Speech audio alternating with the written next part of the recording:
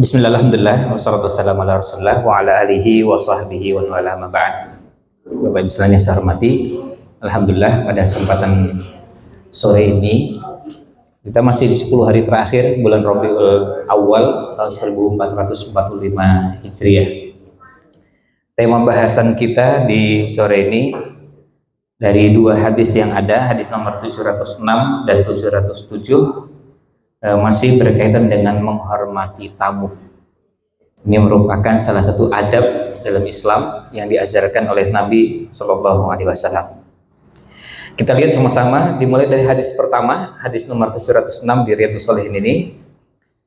Imam An-Nawawi rahimahullah ta'ala mengatakan, An Abi Hurairah radhiyallahu an, dari sahabat Abu Hurairah radhiyallahu an,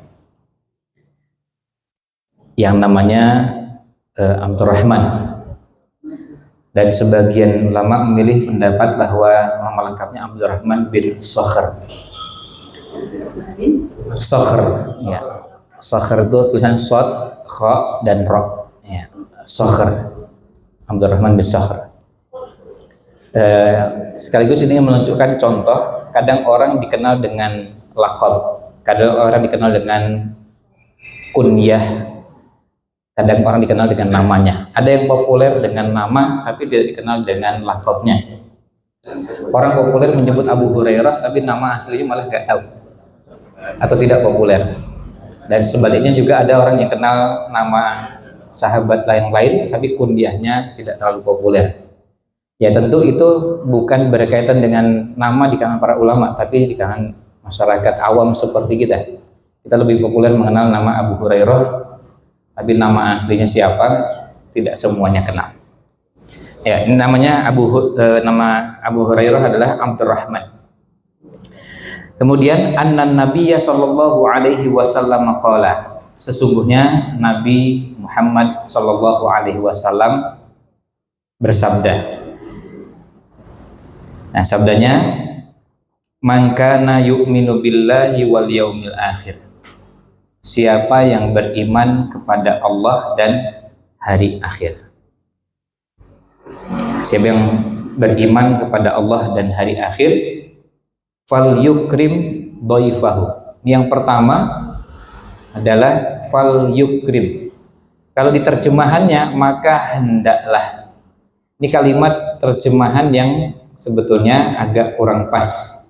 Akan lebih tegas kalau seandainya diterjemahkan maka wajib menghormati tamunya. Karena lamnya di sini dalam bahasa namanya lam amr, lam yang menunjukkan perintah, bukan anjuran. Ini perintah. Maka harus menghormati tamunya. Wa man kana yu'minu billahi wal yaumil akhir, siapa yang beriman kepada Allah dan hari akhir, fal yasil rahimahu, maka dia juga wajib menyambung silaturahim. Nah, dalam bahasa Arab menyambung itu wasala yasil. Nyambung apa? Rahim. Jadi menyambung rahim. Dalam bahasa Arab namanya silaturahim. Yasil rahimahu. Nah, dalam bahasa Indonesia karena silaturahim jadi istilah, maka dikasih tambahan menyambung. Jadi sebetulnya kalau diterjemahkan menyambung, ya, atau sambung menyambung gitu ya. Karena menyambung, silah itu menyambung, ya. Menyambung silaturahim artinya menyambung, ya. Rahim itu apa? Yang ada hubungan rahim. Berarti ada hubungan nasab. Ini masih turunannya bapak ini, turunnya mbah ini, dari terah ini, itu namanya silaturahim. Karena masih ada hubungan rahim. Karena ada silah yang lain yang tidak berhubungan dengan rahim. Kemudian belakangan dipopulerkan ada istilah silah yang lain. Misalnya ada silah fikriyah. Silah itu nyambung, fikriyah itu pemikiran. Nah, ini biasanya diskusi, karya, workshop, seminar. Nah, itu namanya silah fikriyah, ya. Kemudian nanti ada silah yang lain. Tapi yang populer silaturahim. Kemudian yang ketiga, wa man kana yu'minu billahi wal yaumil akhir, siapa yang beriman kepada Allah dan hari akhir, falyakul khairan, maka dia wajib, dia harus berbicara yang baik, au liyasmut, atau pilihannya kalau nggak bisa bicara yang baik maka mingkem, diam, ya tidak berbicara. Nah, hadis ini muttafaqun alaih, diriwayatkan oleh Imam Bukhari dan Imam Muslim. Kemudian kita lanjutkan ke hadis nomor 707 karena isinya nanti sama, biar penjelasan sekaligus ya.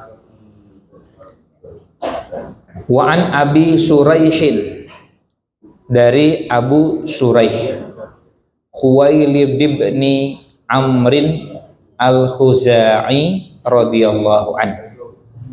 Khuwailid bin Amr al-Khuzai radhiyallahu anhu.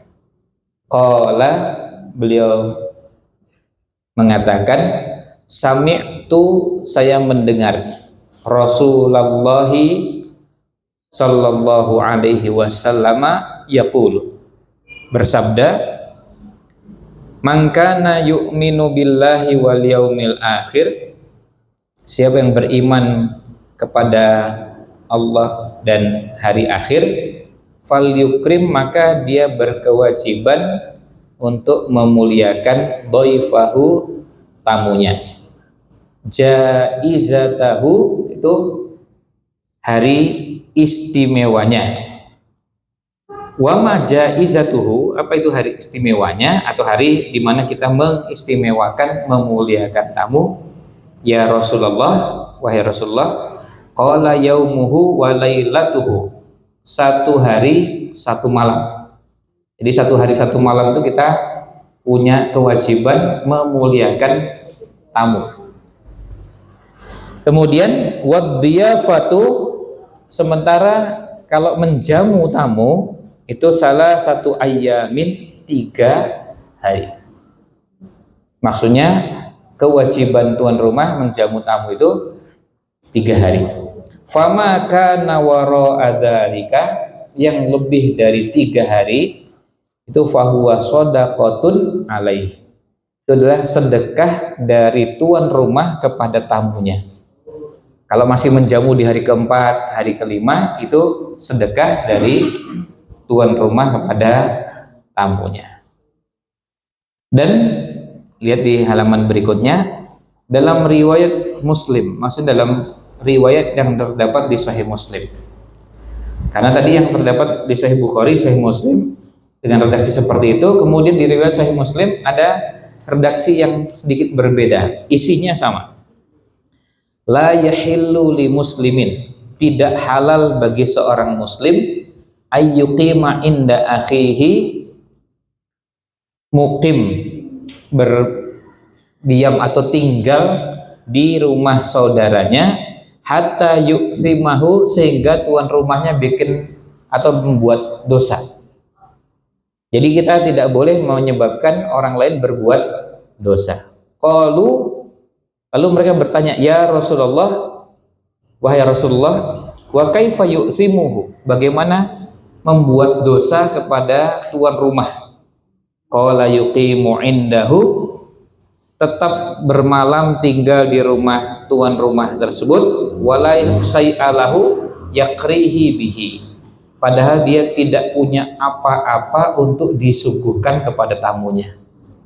Jadi dia sudah tahu tuan rumahnya nggak punya apa-apa, tapi tetap tinggal di situ. Nah, ini nggak punya perasaan ya, nggak tahu diri bahwa tuan rumahnya nggak punya, tetap aja tinggal di situ dengan alasan kan ini tamu, punya jatah 3 hari. Ya dia kalau tuan rumahnya punya, kalau nggak punya maka kita tidak boleh memaksakan tuan rumah harus bisa melayani. Nah, tiap orang bisa beda-beda.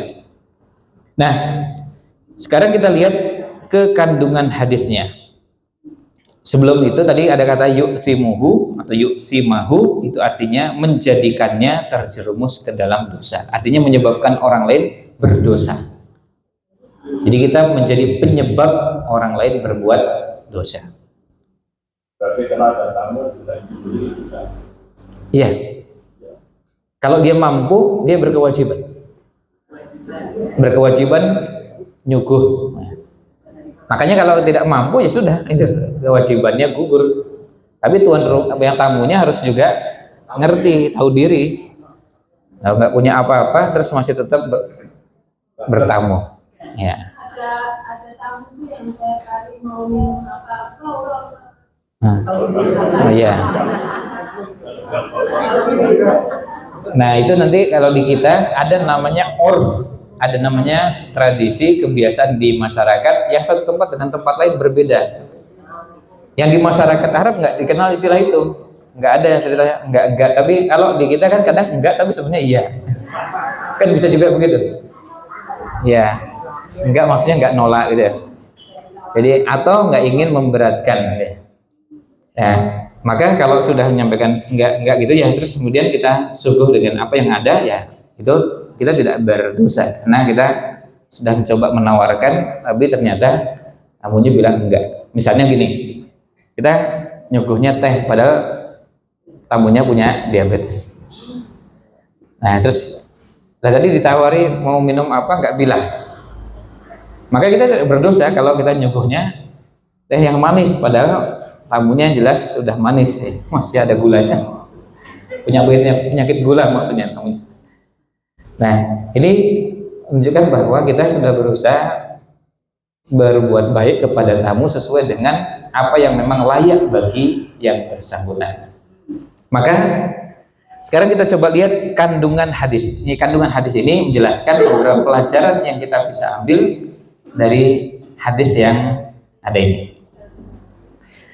Yang pertama, menghormati tamu merupakan kewajiban. Nah ini, fal yukrim dhaifahu, memuliakan, menghormati tamu. Nah, ini dikatakan kewajiban, ini dikatakan wajib. Nah, wajib itu gimana? Hal ini didasarkan pada beberapa hal sebagai berikut. Ini yang menunjukkan bahwa ini wajib. Yang pertama, adanya perintah untuk itu, adanya perintah untuk perintah untuk menghormati tamu. Ya, ini perintahnya. Perintah memuliakan, menghormati tamu, dan hadisnya banyak. Di antaranya hadis yang tadi kita sebutkan, dua hadis di nomor 706, 707. Kalimatnya menggunakan fal yukrim dan huruf lamnya lam amr, lam yang menunjukkan perintah. Dan kaidahnya dalam usul fikih, setiap amr, setiap perintah itu hukum asalnya wajib dan tidak bergeser beralih ke hukum yang lain sampai ada dalil yang mengalihkannya. Di asalnya wajib. Maka di sini sebutkan menghormati tamu itu merupakan kewajiban. Karena memang ada perintahnya. Hadisnya jelas. Di nomor 706, 707 bisa kita lihat lagi di halaman pertama tadi, kalimatnya fal yukrim, dan dua-duanya menggunakan lam, namanya lam amr, lam yang menunjukkan perintah. Berarti hukumnya wajib. Yang kedua, dijadikan menghormati tamu ini sebagai salah satu tanda keimanan kepada Allah dan hari akhir. Lihat redaksi hadisnya, mangkana yu'minu billahi wal yaumil akhir. Jadi ukuran orang tuh kalau beriman kepada Allah dan hari akhir, ukurannya apa? Ukurannya adalah salah satunya menghormati tamu. Nanti hadis yang kedua, bagian yang kedua dan ketiga itu bukan jadi tema bahasan kita di sore ini. Misalnya berkaitan dengan berbicara yang baik atau diam, itu babnya di tempat yang lain. Tapi fokus bahasan kita hanya cuma satu, yaitu memuliakan, menghormati tamu. Kemudian yang ketiga, menjamu lebih dari 3 hari dianggap sebagai sedekah. Lebih dari 3 hari itu dianggap sedekah. Ini menjamu. Jadi hal itu menunjukkan bahwa sebelum 3 hari berarti wajib. Jadi wajib. Hari pertama, hari kedua, hari ketiga. Kemudian Yang keempat, larangan bagi tamu untuk menjerumuskan tuan rumah berbuat dosa jika dia tinggal di rumahnya sedang tuan rumah itu tidak mempunyai apa-apa yang bisa disuguhkan untuk tamunya. Dan itu kan bisa ketahuan dari hari pertama. Ketika bertamu di malam pertama atau hari pertama sudah langsung bisa kelihatan, ini nampaknya tuan rumah sedang kesulitan.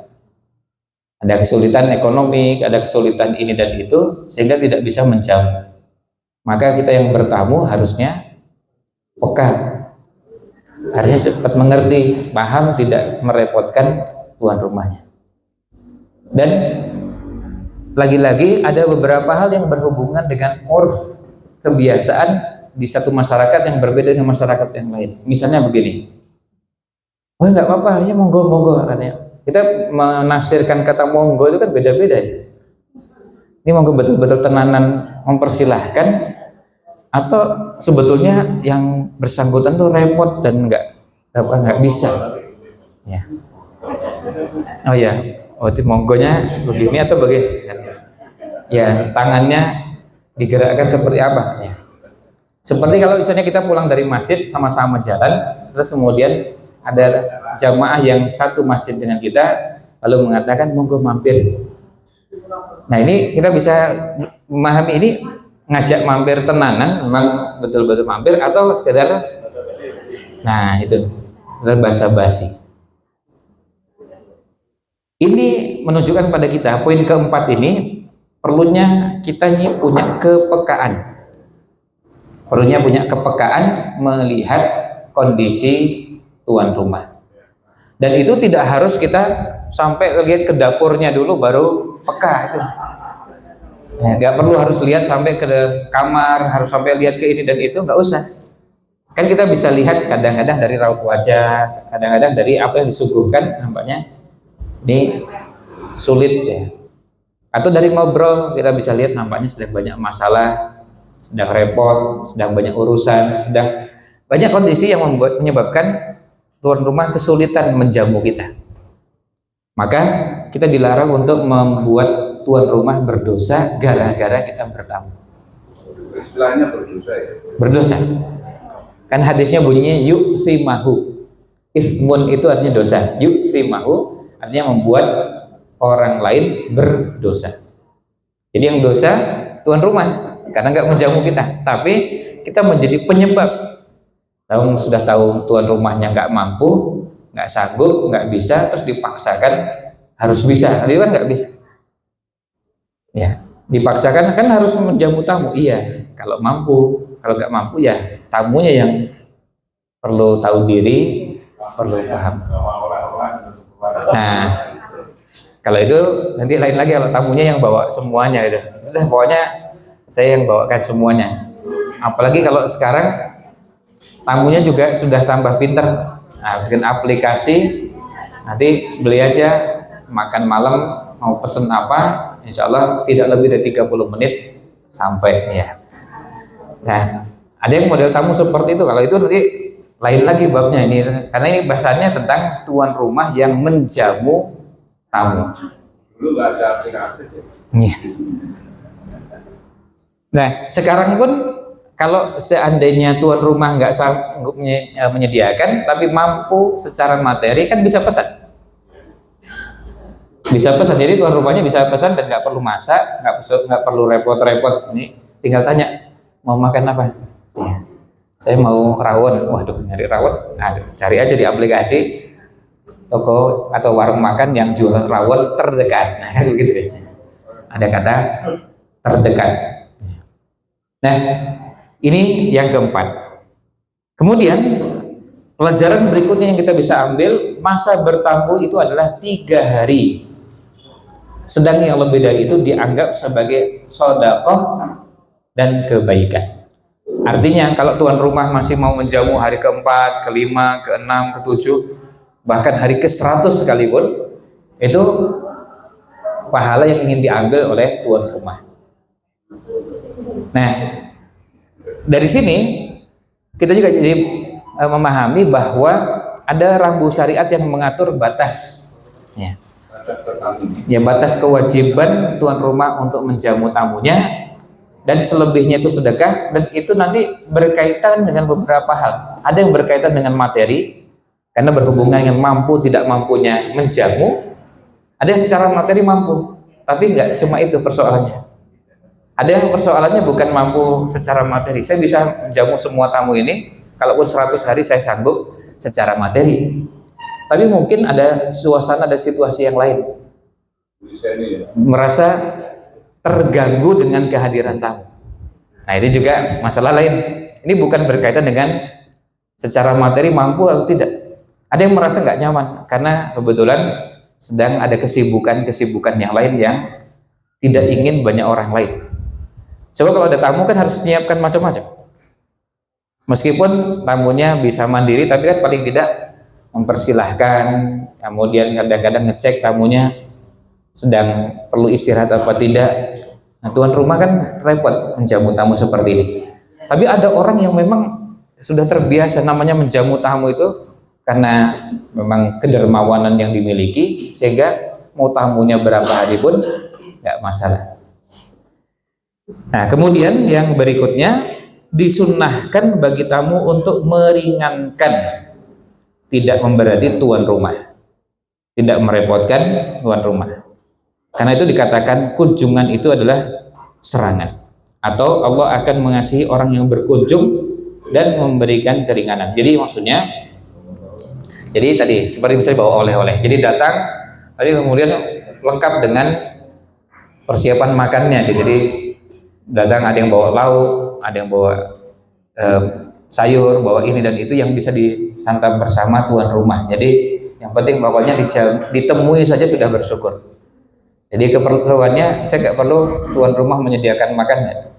Saya bisa menyiapkan makan sendiri, saya bisa pesan sendiri, dan saya bisa bawa. Bahkan saya bisa membawa sekaligus untuk tuan rumah. Nah, ini yang paling bagus. Nah, inilah sebabnya kenapa dalam Islam kita mengenal bahwa dalam adab-adab yang berhubungan dengan dua pihak sering berada pada tingkatan-tingkatan berbeda. Ada tingkatan tamu. Ya, tingkatan tamu itu ada bertingkat-tingkat. Ada tamu yang memang cuma bawa badan aja. Ya, jadi ke situ sekali nginap, kemudian makan, minum, termasuk perlu ke kamar mandi urusannya, dan kamar mandi pun sampai sabunnya pun disiapkan.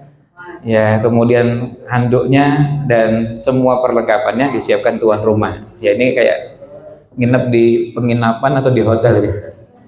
Jadi cuma bawa badan, bawa pakaian, sampai sikat gigi nggak bawa. Ya, apalagi sampai pakaiannya dicucikan. Ya. Nah, ini tamu tapi level yang tuan rumahnya berada pada level yang paling tinggi, tapi tamunya berada pada level yang sebaliknya. Nah, bisa juga kemudian dinaikkan tamunya, dia nggak perlu direpotkan, nggak perlu merepotkan tuan rumahnya, dia menyiapkan semua yang jadi kebutuhannya, cukup kasih tempat menginap sudah bersyukur. Karena kalau makan bisa bawa makan sendiri. Nah, nanti sampai kemudian ada level yang lebih tinggi lagi, bawa hadiah, oleh-oleh, kemudian untuk makan bersama juga disiapkan, dan bahkan bisa jadi tamunya yang membelikan makan untuk bersama tuan rumah. Nah, ada lagi yang ketika sampai bertamu, setelah selesai kemudian yang dibawa oleh tuan rumah itu masih sisa dan masih bisa dikonsumsi untuk beberapa hari ke depan. Nah, ini tamu yang istimewa, yang baik. Bukankah Nabi SAW ketika hijrah, dalam perjalanan hijrah dari Mekah ke Madinah, mampir di Khaymah Ummi Ma'bad, di tenda perkampungan, dan kebetulan kabilahnya sama dengan rawi hadis ini, Khuzai. Ketika datang ke sana, mereka juga nggak bisa memberikan apa-apa. Memang mereka juga kesulitan air. Lalu ketemu Ummu Ma'bad. Ya. Ummu Ma'bad ketika ditemui, lalu tanya, ini boleh nggak kami memerah susu dari kambing yang Anda miliki? Kata Ummu Ma'bad, silahkan kalau memang ada. Lalu doakan oleh Nabi SAW, dan itu menjadi satu mukjizatnya. Kambingnya kurus, kering, dan mengeluarkan susu selama berhari-hari, tapi akhirnya kemudian mengeluarkan susu yang banyak, dan sampai Nabi SAW pergi bukan cuma sehari dua hari, masih keluar terus. Nah, ini tamu istimewa. Ya, jadi manfaatnya bukan cuma sekedar pada saat bertamu, tapi sampai setelah bertamu selesai, sampai tamunya pergi, ada yang bisa dimanfaatkan. Nah, di sini juga nanti akan ada hal-hal yang bisa dikembangkan seiring dengan perkembangan zaman. Kira-kira kalau ngasih oleh-oleh kepada tuan rumah yang bisa dimanfaatkan dalam waktu lama itu apa? Masing-masing kita bisa memikirkan yang pas. Apa? Oh, sembako. Ya. Saya pernah bertemu dengan seseorang yang beliau ini kalau belanja, di antara belanja yang dibeli itu sambungan kabel itu ya. Roll ya. Jadi roll tuh beli banyak sekali. Saya tanya untuk apa? Ya kalau bertamu ke rumah orang ngasih oleh-olehnya itu. Ya. Ya, termasuk juga pas resepsi pernikahan juga kadonya itu. Karena biasanya yang nikah juga perlu itu. Jadi hampir semua rumah katanya umumnya memerlukan itu, dan ya terus pikir-pikir benar juga ya. Artinya orang boleh mencari yang dianggap diperlukan oleh tuan rumah dan bisa bertahan dalam waktu lama. Ada yang setrikaan, ada yang kompor, ada yang kipas angin, ada yang terserah lah. Nah, kan beda ketika tamu datang lalu membawa sesuatu yang itu bisa dimanfaatkan oleh tuan rumah, bukan hanya untuk sehari dua hari, tapi bisa sampai berbulan-bulan, ya. Bahkan mungkin tahun. Ya. Nah, ada yang modelnya nggak cuma lihat datang. Saya pernah mendapati ada salah seorang kiai berkunjung ke rumah kiai yang lain. Ketika berkunjung itu terus kemudian ngobrol-ngobrol, terus kelihatan kok repot sekali. Oh, ternyata di rumahnya nggak punya mesin cuci. Itu langsung kemudian beliau diam-diam mengirim mesin cuci baru dari salah satu toko elektronik dan sampai ke rumah teman atau saudaranya ini. Nah, itu juga bagian dari model bertamu, melihat kebutuhan. Nah, ini levelnya sudah level yang lebih tinggi lagi. Karena bisa jadi kita bertamu itu kan kebutuhannya bukan cuma sekedar kita nginap. Kita bisa nyaman di rumahnya, tapi kan keperluannya sambungnya deh. Dan kemudian kita bisa membantu apa yang kita bisa berikan. Kita bisa meringankan saudara kita, ini bagian dari tujuan yang ada dalam bertamu. Yang terakhir, perintah untuk menjauhkan diri dari memakan harta sedekah. Karena ia merupakan kotoran manusia dan disebut sedekah karena biasanya orang-orang kaya mungkin memakan harta sedekah. Maksudnya ini berada pada level yang ingin lebih tinggi, lebih mulia. Kalau bisa tidak sampai mencapai waktu tersebut. Jadi nggak sampai lebih dari 3 hari sehingga tidak memberatkan tuan rumah. Apalagi sedekah, ketika orang mengatakan mendengar sedekah itu kan jelas sasarannya fakir miskin. Kalau orang kaya kan tidak layak. Masa orang kaya ini penerima sedekah gitu, kan nggak layak. Maka sebisa mungkin menghindari itu. Maka kalau bisa, kalau bisa seperti yang barusan saya sampaikan, bahwa kalau bisa nih kita bertamu itu sampai bisa memberikan yang bisa bermanfaat untuk tuan rumah. Dan itu dengan seringnya kita bersilaturahim, seringnya kita berkunjung, kita jadi tahu apa yang menjadi kebutuhan tiap orang bisa beda-beda. Tadi seperti yang saya ceritakan, ada yang beli roll tadi sambungan untuk listrik, ada yang beli setrikaan, ada yang beli tadi sampai mesin cuci. Itu berangkatnya sebenarnya bukan persoalan barangnya, tapi persoalan kepekaan untuk memberikan sesuatu kepada saudaranya. Nah, ini 2 hadis yang kita bisa bahas dari hadis nomor 706 dan 707. Jadi di hadis 706 dari sahabat Abu Hurairah, hadis 707 dari Abu Suraih Al-Khuzai, yang dua-duanya isinya sama dengan sedikit perbedaan redaksi. Ya, tapi dua-duanya sama menunjukkan bahwa tanda iman seseorang itu adalah memuliakan tamunya. Dan hadis seperti ini dan hadis-hadis artinya semacam ini, hadis yang juga bisa selain untuk kita imani, kita yakini dan kita amalkan, juga diajarkan kepada anak-anak kita. Karena di antara pelajaran yang perlu ditanamkan kepada anak-anak adalah bahasan yang berhubungan dengan iman. Iman itu apa? Dalam hadis di Sahih Muslim disebutkan iman itu bid'un wa sab'una syu'batan. Lebih dari 70 cabang. Lebih dari 70 cabang itu apa saja? Nah, kemudian dikumpulkan dari hadis-hadis seperti ini. Jadilah jumlahnya 70-an. Ada Imam Baihaqi, ada imam-imam yang mengumpulkan jadi 77 cabang. Dan ada bukunya yang sudah dijual di judulnya 77 cabang keimanan. Dalam bahasa Arabnya namanya Syu'abul Iman, cabang-cabang keimanan. Dari 77 itu salah satu diantaranya ini hadis ini. Nah, maksudnya kalau kita ngobrol sama anak-anak, ngobrol iman itu diantaranya adalah ngobrol bagaimana kita memuliakan tamu. Ngobrol dengan anak-anak itu diantara yang kita bicarakan adalah ngobrol memuliakan tamu. Misalnya begini, anak-anak melihat kita ini sebagai tuan rumah pas kedatangan tamu, kadang-kadang tergesa-gesa, bahkan kadang-kadang tergopoh-gopoh untuk menyiapkan sesuatu untuk tamu kita. Itu termasuk fal yukrim dhaifah. Misalnya begitu tamunya datang, ibu segera ke belakang menyiapkan minuman, menyiapkan ada snack, kebetulan makanannya belum dimasukkan ke toples, lalu ini tergesa-gesa karena tamunya sudah di depan pintu. Itu bagian dari fal yukrim dhaifah. Jadi pekerjaan itu bagian dari iman dan itu bagian dari amal soleh. Anak perlu tahu itu.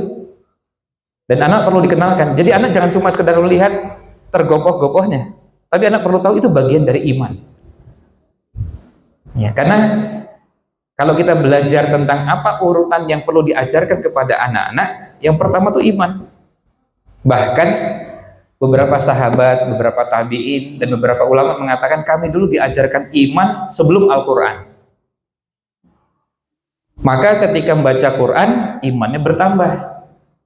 Karena apa? Ketika membaca, mempelajari, langsung tinggal ditempelkan, oh ini iman, kerjakan lagi, ini iman, kerjakan lagi. Jadi nambah keimanan. Kalau itu tidak diajarkan, akhirnya baca Quran yang nggak nyambung dengan keimanan. Maka hadis-hadis seperti ini perlu sering dikenalkan kepada anak-anak. Ya tentu selain untuk pertama untuk kita, tapi anak-anak juga harus kenal. Jadi anak-anak harus tahu bagaimana memuliakan tamu, menghormati tamu. Termasuk tadi anak-anak perlu diajari misalnya kalau menghormati tamu itu cara yang paling baik seperti apa. Misalnya antara suami dengan istri itu punya kode tertentu untuk memberi isyarat tentang hal-hal yang berhubungan dengan memuliakan tamu. Misalnya tamunya pas saat karena bertamunya di siang hari tapi harinya Senin. Kira-kira tamunya puasa apa enggak ya? Nah, lalu diajak ngobrol, kemudian begitu ngobrol ternyata enggak puasa, nah itu harus cepat. Harus cepat disuguhkan supaya bisa menikmati makanan atau minuman. Ada yang modelnya nggak langsung disodorkan, kalau nggak disentuh berarti mungkin sedang puasa. Kemudian ketika disodorkan begini, juga anak-anak kita perlu kenal adab-adab yang berkembang di masyarakat tertentu berbeda dari masyarakat yang lain. Sebagian masyarakat kalau sudah disodorkan begini, sudah disuguhkan, lalu kemudian disodorkan di hadapan, itu artinya sudah langsung dipersilahkan. Tapi masyarakat yang lain enggak. Ada di meja begini enggak langsung disantap, sampai tuan rumahnya mengatakan, monggo, atau silahkan. Nah, begitu sudah dipersilahkan baru bisa disantap. Nah, perbedaan-perbedaan seperti itu juga perlu dikenalkan, karena bisa jadi dianggap tidak sopan. Karena merasakan sudah disuguhkan ini, bisa langsung buka. Sebentar, di sini enggak begitu caranya. Nih kok kayaknya lapar sekali di tamunya itu. Ya itu masih mending kalau dibilang lapar, kalau dibilang rakus kan lebih sadis lagi. Hanya karena perbedaan adat. Jadi sebetulnya masalahnya kita perlu mengenal adab-adab yang ada di masyarakat yang semuanya sama-sama boleh, hukum asalnya mubah. Artinya apakah dipersilahkan dulu baru menyantap atau hidangan sudah disodorkan di depan itu sudah otomatis berarti bisa disantap. Kan ini bisa beda-beda hati masyarakat yang satu dengan yang lainnya. Nah, termasuk di beberapa masyarakat itu kalau seperti di Saudi, Kenapa tehnya itu nggak besar begini gelasnya, tapi kecil? Karena apa? Karena mereka ingin menghidangkan itu tehnya dalam kondisi panas, bukan kondisinya agak dingin, apalagi sudah dingin. Nah, supaya tetap panas, maka tetap dalam tempatnya, ceretnya yang memang bisa mempertahankan suhu panasnya. Ketika habis langsung disodorkan lagi. Ketika habis disodorkan lagi. Yang jadi masalah kalau yang bertamu orang Indonesia nggak tahu gimana caranya menghentikan. Begitu sudah disodorkan, diminum, maksudnya sudah selesai, disodorkan lagi karena dilihat sudah habis. Diminum lagi, diisi lagi. Nah, gimana caranya? Oh, di sana ternyata caranya ditutup bagian atasnya. Jadi kalau kemudian lalu cara meletakkannya dengan seperti ini, berarti ya sudah cukup. Nah, tuan rumahnya langsung paham, berarti nggak usah diisi lagi. Nah, itu pun macam-macam di tempat yang lain. Ada yang kalau bertamu, teh yang pertama seperti ini. Tapi kalau sudah tehnya warna hijau, berarti sudah mau pamit. Ya, itu sudah isyarat. Jadi kalau sudah ngobrol lama, kemudian nanti terakhir keluar teh warna hijau, berarti ya sudah saatnya pamit. Nah, hal-hal seperti itu ada yang perlu kepekaan, ada yang perlu pengetahuan. Itulah pentingnya kenapa kita perlu kenali hal-hal seperti ini. Ada yang tidak tertuang dalam bentuk tulisan, tapi itu dipahami dari kehidupan sehari-hari. Makanya yang ngerti, yang tahu, ajarkan pada yang tidak tahu, terutama anak-anak kita. Karena maaf, kadang-kadang anak-anak nggak ngertinya karena merasa apa? Ya nggak ada tulisannya, nggak ada bukunya, cari di internet juga nggak ada, cari di medsos nggak ada. Iya, memang nggak ada. Tapi itu sudah umum dipahami oleh kita yang berada di lingkungan tersebut. Nah, gimana caranya paham? Ya memang harus tahu adat istiadat atau tradisi yang berkembang di masyarakat. Nah, ini berkaitan dengan fal yukrim dhaifahu. Di kalangan para ulama ada buku-buku khusus membahas tentang menghormati tamu. Nah, menghormati tamu itu ada banyak hal yang terkait di dalamnya, mulai dari sejak tamu itu datang. Sejak tamu itu datang, kita tergesa-gesa membuka, itu bagian dari fal yukrim dhaifahu. Jadi begitu tamunya datang, assalamualaikum, padahal kita masih di dapur, lalu tergesa-gesa ke depan, berusaha untuk segera membukakan pintu sambil mengucapkan jawab salam, itu bagian dari fal yukrim dhaifahu. Karena bagaimanapun juga pasti semua tamu senang ketika tuan rumahnya begitu antusias dan cepat meresponnya. Kita assalamualaikum, kan beda dengan kalau assalamualaikum belum ada jawaban, assalamualaikum ya ada jawaban ya, sampai lama gitu, ini ada orang apa enggak, ternyata di dalam tuh masih rebahan, terus kemudian wah pegel dan capek, terus kemudian setelah itu masih perlu berwudu, kemudian perlu berganti pakaian. Nah, ada yang prosesnya lama, tapi kalau disegerakan itu bagian dari fal yukrim dhaifahu, maka orang dapat pahala. Artinya orang tergesa-gesa bergegas untuk menerima tamu, itu bagian dari fal yukrim dhaifahu. Nah, termasuk nanti bahasannya menerima atau tidak menerima tamu, itu juga bahasan dari adab-adab bertamu. Kan bisa jadi begini, ada orang bertamu di waktu yang tuan rumahnya tidak siap menerima tamu. Ya, yang paling sederhana, misalnya pas lagi tidur, kemudian ada tamu datang, pas capeknya luar biasa, akhirnya melanjutkan tidurnya.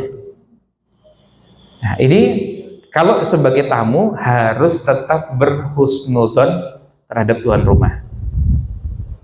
Karena bisa jadi kesalahannya kita sebagai tamu. Salah, kenapa kok datang di waktu yang tidak tepat? Orang mau istirahat atau sedang istirahat. Bertamu di waktu yang orang sedang istirahat. Nah, dalam Al-Quran sampai-sampai disebutkan, jika dikatakan kepada kalian irji'u, pulanglah, farji'u, pulang. Bayangkan sampai tamunya tuh ngusir. Tuan rumahnya ngusir tamunya. Irji'u, pulanglah. Maka tuan rumah dengan ketika mengucapkan itu, dan meskipun dengan bahasa yang sopan, apalagi dengan bahasa yang tegas, tamunya tetap harus juga bersikap dengan sikap yang baik, harus menerima itu. Dan ayatnya bunyinya wa azkalakum, itu lebih suci bagi kalian. Ayatnya apa? Pulang dan tanpa gerundel itu apa ya? Menggerutu. Lalu kemudian apalagi langsung komentar di medsos. Ya, sekarang ini kan zamannya orang kalau sambat apa-apa di medsos ya. Sambat ini di medsos, sambat ini di medsos, apa aja diceritakan di medsos, sesuatu yang tidak menyenangkan diceritakan, yang sebenarnya tidak layak sebarkan itu. Itu haknya tuan rumah. Tuan rumah boleh tidak mau menerima itu dengan alasan-alasan yang itu ada pertimbangannya, dan masing-masing tentu urusannya di hadapan Allah SWT. Tapi kita sebagai tamu harus juga ngerti hal seperti itu. Kemudian berhubungan dengan makanan, minuman yang dihidangkan, lalu obrolan, lalu posisi tuan rumah, posisi tamu. Bisa jadi pada saat bertamu kita mengatur tamunya supaya mengambil posisi, berada di posisi yang nyaman. Karena desain rumah kita beda-beda. Ada yang begitu bertamu dan desainnya begitu berada di kursi tertentu, bisa lihat ke belakang sampai dapur. Tapi ada yang tertutup dengan dinding, dengan lemari dan yang lainnya, sehingga orang yang berada di belakang tidak merasa risih terlihat oleh tamunya. Maka mengatur posisi juga itu jadi haknya tuan rumah supaya lebih nyaman. Nanti tuan rumahnya dikasih alas atau tidak, kemudian kalau tuan rumahnya merasa ingin duduknya cari senderan, kira-kira dipersilahkan duduk di sebelah mana. Nah, hal-hal yang orang bilang kecil-kecil seperti ini masuk dalam makna fal yukrim dhaifahu. Maka orang boleh mengatur posisinya. Itu haknya tuan rumah, mengatur posisinya nanti sebelah sini, kemudian nanti sebelah sini, jadi diatur sebelah sini, sebelah sana, di depan, belakang, kemudian nanti yang tamu yang kedua dipersilahkan di sampingnya. Seperti juga kalau kita melihat protokoler di acara-acara resmi, itu hanya tuan rumah untuk mengatur hal-hal seperti itu. Apalagi ketika tamunya semakin mulia, maka kalau tuan rumah ingin memuliakannya itu semakin baik. Yang terakhir, masyarakat Arab itu dikenal masyarakat yang sangat menghormati tamu. Sejak zaman jahiliyah sampai ketika Islam. Bayangkan di zaman Nabi SAW ada orang kafir, orang musyrik, dia merasa jamaah haji itu tamu. Ini bayangkan musyrik, setiap hari dia nyembelih 100 ekor unta, dibagikan. Tapi musyrik. Aisyah radhiyallahu anha tanya pada Nabi, ya Rasulullah, apakah Abdullah bin Jud'an ini yang berinfak sebanyak ini per hari, dia mendapatkan pahala dari apa yang kerjakan? Jamnya enggak. Ya karena musyrik, karena kafirnya. Bayangkan sehari 100 ekor unta. Enggak usah seminggu, 3 hari aja kan sudah kebayang deh. Unta loh ya. Ya bukan kambing ya. Artinya harga satu unta itu berapa? Kali 100 kan angkanya muncul angka miliar kan? Muncul angkanya miliar. Nah kalau sekarang harga unta yang murah aja lah 25 juta. Ya. Terus kali 100, nah itu kan udah M gitu. Itu nggak pakai biaya operasional gitu, harga untanya tok gitu. Itu nggak pakai biaya menguliti, nggak pakai biaya apa-apa, itu baru cuma harga beli untanya. Dan sudah kebayang itu biaya yang diperlukan berapa banyak per hari lagi. Kalau 2 hari, 3 hari, sementara jamaah haji nggak ada yang 3 hari, ya, nggak ada yang 4 hari, 5 hari. Nah, itu contoh masyarakat Arab sudah dikenal seperti itu. Jadi mereka memang sudah terbiasa memberikan sesuatu yang bisa mereka berikan kepada tamunya. Jadi kalau orang-orang yang pernah berkunjung ke orang Arab di Mekah, di Madinah, atau di kota-kota yang lain, di Jeddah dan yang lainnya, bisa merasakan bagaimana masyarakat Arab memang kalau sudah menghormati tamu luar biasa. Sampai kita tuh merasa risih kok sampai dibeginikan gitu. Kita merasa merepotkan dan memberatkan. Bayangkan Saya jadi mahasiswa, terus kemudian ketemu dosen, lalu dosennya mempersilahkan kalau mau ke rumah silahkan. Terus akhirnya janjian, saya besok sore kalau ke rumah gimana? Oh silahkan. Besok sore kita ke rumahnya, sembelihkan 1 ekor kambing. Wah, ya Allah, ini mahasiswa dan mahasiswanya bukan mahasiswa unggulan, mahasiswa istimewa, enggak, ya mahasiswa biasa aja. Dan ini tamunya ya tamu biasa, bukan tamu yang istimewa, tapi memuliakan itu memang kebiasaan mereka. Jadi kita bertamu sehingga begitu kita datang tuh, waduh ini gimana cara makannya nih? Karena kok banyak sekali. Kemudian nggak ada ceritanya mereka ketika mampu menyuguhkan minuman, ini masuk fal yukrim dhaifah tadi. Mereka nggak ada ceritanya menyuguhkan satu jenis minuman, macam-macam. Sehingga kita punya pilihan minumannya itu bisa sampai 5 pilihan. Pilihan air putih dan air bening. Kalau putih itu maksudnya susu. Air bening, kemudian ada yang air merah, air hijau, teh. Ada teh hijau, teh merah, kemudian ada jus. Jadi kita datang ke rumahnya, padahal ini bertamu biasa aja. Ini bukan acara kunjungan, bukan, ini cuma bertamu biasa. Ya, makanannya kita tuh sampai ya Allah, ini kok merepotkan sekali gitu. Dan itu bukan cuma sekali 2 kali. Kita coba berkunjung ke dosen yang lain, ya begitu lagi. Ke dosen yang lain juga begitu. Oh, ya, memang ternyata begitu. Ya, sampai akhirnya kita merasa bahwa kok kayaknya memberatkan.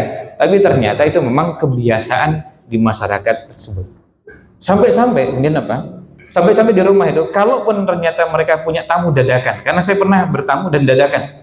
Dadakannya begini, ketemu di masjid pas sholat.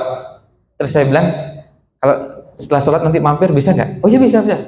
Itu langsung pesen ke rumah makan supaya langsung diantarkan, dan kemudian makanan yang dipesan dalam nampan besar itu tidak ada anggota keluarga yang makan sebelum tamunya makan. Dan keluarga itu makan dengan sisa makanan tamu. Saya tuh harus bilang, ya Allah, ini dosen saya nih. Masa keluarganya, istrinya dan anaknya makan dengan sisa makanan saya. Ya, tapi memang itu bagian dari cara mereka memuliakan tamu. Bagi mereka tamu itu dimuliakan betul. Jadi nanti keluarga biar makan belakangan, makan dengan sisanya. Anak-anaknya pun nanti makannya belakangan. Sampai tamunya selesai, baru istrinya, anaknya makan. Jadi nggak ada ceritanya mereka makan duluan terus tamunya belakangan, juga ada. Nah itu tentu bentuknya banyak. Nah kecuali kalau misalnya saya bersama istri, kemudian nanti yang ditemui juga keluarganya bersama istri, nanti makannya bersama. Tapi kalau tamunya misalnya saya sendiri laki-laki, ya saya bersama suaminya saja atau anak lakinya, kemudian yang istri dan anak-anak nanti nunggu sampai sudah selesai, kami sudah makan, kemudian pindah kembali ke ruang tamu, baru mereka makan dengan sisa makanan yang kami makan. Ya, nah itu makanya kita merasakan bagaimana ikramu dhaif atau menghormati tamu itu akhlak yang pada sebagian masyarakat sudah terbentuk dengan sangat kuat. Jadi mereka ketika mendengarkan hadis-hadis seperti ini, ya mereka tinggal memulai sebagian bagian yang perlu disempurnakan. Tapi akhlak itu asalnya sudah ada. Berbeda dengan sebagian kita yang mungkin tumbuh dari masyarakat yang belum terbentuk seperti itu. Maka kita harus belajar. Belajarnya bukan cuma ilmunya, tapi latihannya. Bagaimana memuliakan tamu sampai tamu merasa nyaman. Seperti misalnya tamu kalau datang lebih nyaman disuguhi minuman manis atau minuman tawar. Terus kemudian anget apa dingin. Kemudian disuguhkan dalam kemasan seperti apa? Gelasnya yang enak tuh gelas seperti ini, ada pegangannya apa tanpa pegangan. Dan hal seperti itu kalau kita ingin memuliakan tamu, kita pertimbangkan. Karena tujuannya apa? Untuk memuliakan. Untuk memuliakan tamu. Menghormati tamu ini termasuk berpakaian juga. Termasuk berpakaiannya, betul. Nah, menghormati tamu termasuk berpakaian. Makanya tadi ada yang ketika menerima tamu ada yang perlu waktu, karena apa? Saya tadi ketika tamunya datang, assalamualaikum, saya sedang lepas baju deh. Nah, hanya cuma pakai pakai kaos dalam, kemudian memang ini kan lagi gerah ya, panas ya. Ya kemudian begitu datang, sementara bajunya di kamar, ya harus ke kamar dulu ambil pakaian, terus kemudian masang baju, kemudian sampai kancingnya agak lengkap ya, paling kurang satu mungkin masih bisa dimaklumi, baru nerima tamu. Itu bagian dari memuliakan tamu. Termasuk cahaya. Pada saat ketika menerima tamu, ini kok lampunya mati nih, gimana caranya supaya di ruang tamu itu tetap terang sehingga tamunya nggak merasa merepotkan tuan rumah. Gimana caranya tamu itu bisa betul-betul merasakan nyaman, dari mulai pencahayaan, sirkulasi udara, termasuk apa, termasuk kalau sekarang ini kan panas sekarang ya. Gimana caranya tamu itu ketika berkunjung ke rumah kita tidak merasakan panas? Berarti apa, kita perlu kipas. Nah, ya, kalau yang mampu ya mungkin AC yang lainnya. Nah, begitu.